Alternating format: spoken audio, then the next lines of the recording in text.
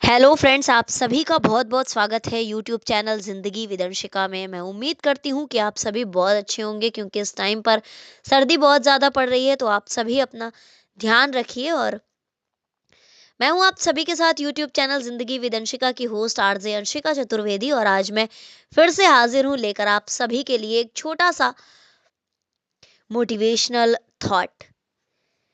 इस थॉट का टाइटल है विचार शून्यता। अंतर्मन में विचारों की अनुपस्थिति विचार शून्यता की दशा कहलाती है। यानी कि जब हमारे मन में कोई भी थॉट नहीं होता, कोई भी विचार नहीं होता, यानी कि सारे थॉट्स की जब एब्सेंस होती है, तो उस स्थिति को हम विचार शून्यता कह सकते हैं। विचार शून्यता in the sense of absence of any thoughts, यानी कि किसी भी विचार का ना होना ही विचार शून्यता है। अब सवाल ये उठता है कि विचार आखिर है क्या। जिस प्रकार एनर्जी अपने अनेक स्वरूपों में अवेलेबल रहती है, उसी तरह से विचार भी उसी एनर्जी का एक छोटा सा हिस्सा मात्र है। अब ये विचार, जिस तरह से एनर्जी कई तरह से होती है और कई सारे रूपों में उपस्थित रहती है, उसी तरह से विचार भी कई प्रकार के होते हैं।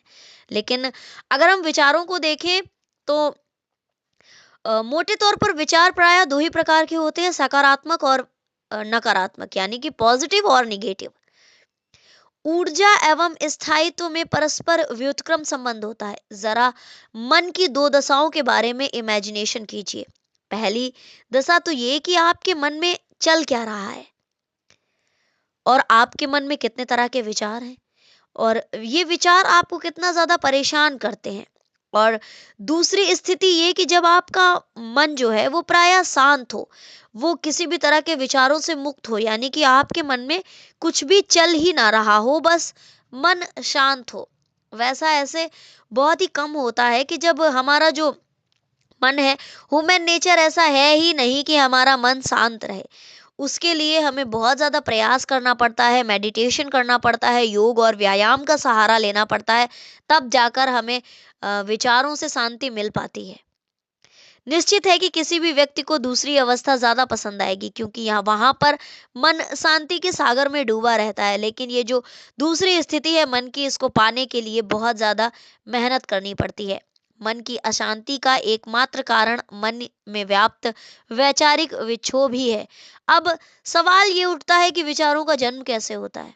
एक नवजात शिशु का मन विचार शून्यता की स्थिति में होता है क्योंकि उसके ऊपर बाह्य वातावरण, परिस्थितियों, कारकों एवं तत्वों का लेस मात्र भी प्रभाव नहीं होता। यही वजह है कि उसका अंतर्मन विचारों के प्रस्फुटन के लिए तैयार रहता है।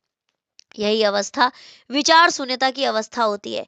बड़े होने के साथ साथ चारों ओर का घेरा हुआ वातावरण उसे प्रभावित करने लगता है, यानी कि हम अपने आसपास जितनी चीजों को देखते हैं उतने ही तरह के विचार हमारे मन में आते हैं। उदाहरण के लिए अगर हमने कोई भी अच्छी खाने की चीज देख ली तो उस खाने की चीज को हमारा मन करेगा और हमारे मन में विचार आएगा कि किस तरह से हम इस चीज को पा सकते हैं।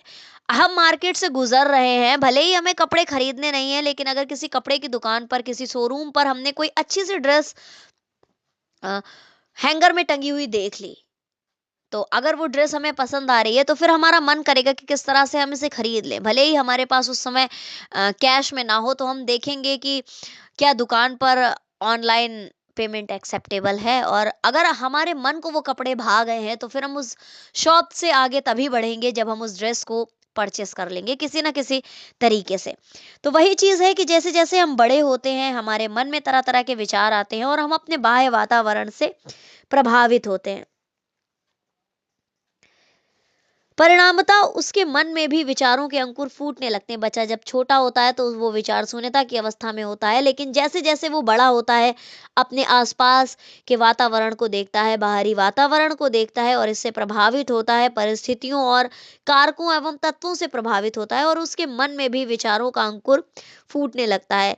मन को विचारों की भीड़ से बचा पाना एक नितांत दुष्कर कार्य है, यानी कि बहुत ही कठिन कार्य है, क्योंकि इसके लिए स्वयं को बाहरी परिस्थितियों और वातावरण से पूर्णतया पृथक करना होगा, जो कि लगभग असंभव है, यानी कि पॉसिबल ही नहीं है।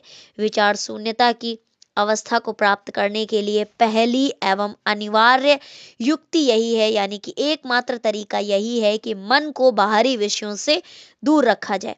और दूसरा महत्वपूर्ण उपाय ये है कि दिनचर्या में से थोड़ा सा समय निकाल कर योग, निद्रा एवं ध्यान का अभ्यास करना चाहिए। ध्यान की अवस्था में मन मस्तिष्क विचार शून्यता की होने की दशा में उन्मुख होता है।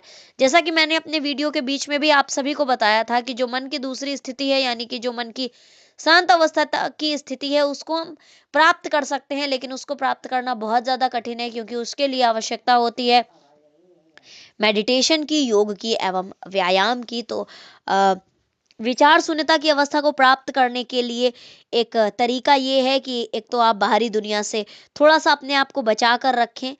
आप अपने आप पर थोड़ा सा कंट्रोल करें और देखें कि बाहरी दुनिया का प्रभाव आप पर ना पड़े। और दूसरी बात यह है कि आप अपने डेली रूटीन में से थोड़ा सा समय निकाल सकते हैं और थोड़ा सा योग कर सकते हैं, ध्यान कर सकते हैं, व्यायाम कर सकते हैं, और कहीं ना कहीं आप अपने मन को अपने काबू में कर सकते हैं। तो बस ये था आज का छोटा सा मोटिवेशनल थॉट, विचार शून्यता, absence of thoughts. Thank you so much, thanks for watching and thanks for supporting. Bye bye and take care.